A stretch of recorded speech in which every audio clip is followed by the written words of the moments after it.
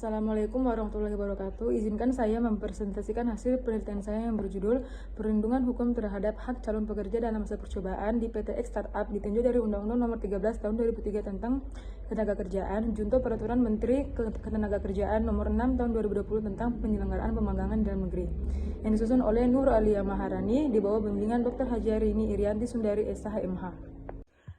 Selanjutnya yaitu abstrak. 1. Pekerja dalam masa percobaan. Pekerja tetap maupun pekerja magang merupakan seorang pekerja yang memberikan kontribusinya di tempat ia bekerja. Yang membedakan hanya status, jangka waktu ia bekerja, dan hak yang akan diperoleh. 2. Perlindungan hukum. Tujuan adanya perlindungan tenaga kerja adalah untuk menjamin hubungan kerja yang sehat dengan disertai adanya perlakuan yang adil atas yang lemah dan yang berkuasa. Ketiga, perusahaan startup. Perusahaan startup merupakan sebuah bisnis yang baru saja dirintis dan lebih merujuk pada bidang teknologi serta informasi yang berkembang di internet seperti Gojek, Shopee, dan lain-lain. Landasan teori pekerja. Arti pekerja berdasarkan pasal 3 Undang-Undang Nomor 13 Tahun 2003 bahwa pekerja adalah setiap orang yang bekerja dengan memperoleh upah atau imbalan dalam bentuk lain. Pemagangan. Kegiatan magang merupakan kegiatan mempraktikkan pengetahuan dan keterampilan untuk menyelesaikan problem di sekitarnya. Kesepakatan. Menurut Subekti, kata sepakat merupakan persesuaian kehendak antara dua pihak yang berarti apa yang dikehendaki oleh pihak pertama juga dikehendaki oleh pihak yang lainnya dan kehendak tersebut menghendaki sesuatu yang sama secara timbal balik. Yang terakhir yaitu perlindungan hukum. Menurut Septiono, perlindungan hukum adalah tindakan atau upaya untuk melindungi masyarakat dan perbuatan penguasa untuk mewujudkan ketertiban dan ketentraman sehingga memungkinkan manusia untuk memiliki martabatnya sebagai manusia. Metode penelitian. Pada penelitian ini menggunakan metode yuridis normatif. Jenis penelitian yang dilakukan dalam penelitian ini yaitu deskriptif analitis.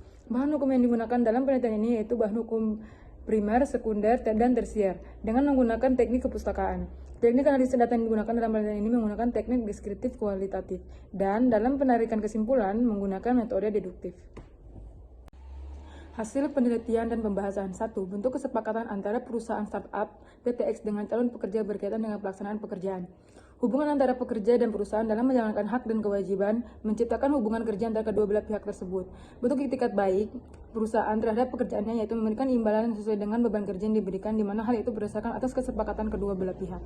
Akan tetapi pada kenyataannya perusahaan memberikan pernyataan bahwa pihak perusahaan memberikan upah kepada pekerja magang sesuai dengan bidang masing-masing dan juga pekerja yang dilakukan di mana hal itu berbeda dengan pernyataan dari beberapa mantan pekerja internship di perusahaan tersebut yang merasa sangat dirugikan selama magang di perusahaan tersebut. Umumnya, besaran uang saku magang jauh lebih rendah daripada upah pekerja di perusahaan penyelenggara. Oleh karena itu, masih rawan terjadi pengusaha nakal yang ingin mendapatkan tenaga kerja murah dengan upah minimum dengan mengakali aturan. 2. Perlindungan hukum terhadap hak calon pekerja dalam masa percobaan mengenai hak atas imbalan yang tidak sesuai dengan beban kerja yang diberikan oleh PTX Startup. Pemberian beban kerja dan imbalan atas pekerjaan oleh pekerja magang tidak diatur secara spesifik dalam aturan perundang-undangan. Sampai saat ini hanya berdasarkan kebijakan setiap perusahaan penyelenggaraan pemagangan. Aturan mengenai hak peserta pemagangan disebutkan dalam Permenaker Nomor 6 Tahun 2020 Pasal 13 Ayat 1 huruf D yaitu memperoleh uang saku. Uang saku sebagaimana dimaksud pada ayat 1 huruf D meliputi biaya transportasi, uang makan, dan insentif peserta pemagangan. Uang saku.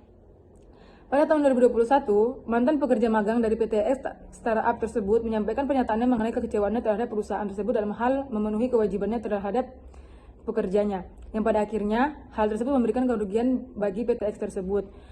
Kerugian tersebut bisa terjadi pada nilai perusahaan tersebut di mata masyarakat.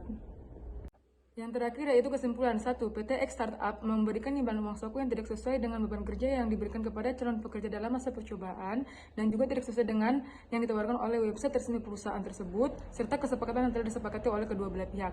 Hal tersebut disebabkan karena tidak ada aturan khusus dari aturan perundang-undangan yang lebih spesifik membahas mengenai besaran uang saku pekerja magang agar dapat dijadikan sebagai pedoman bagi perusahaan untuk menentukan standar hitungan uang saku untuk pekerja magang. 2. Perlindungan hukum atas hak calon pekerja dalam masa percobaan atau pekerja intensif atas kasus PTX Startup di mana memberikan imbalan atas pekerjaan yang tidak sesuai dengan jumlah uang saku yang ditawarkan atau yang disepakati. Hal tersebut menunjukkan bahwa mereka tidak menjalankan kesepakatan kerja dengan baik.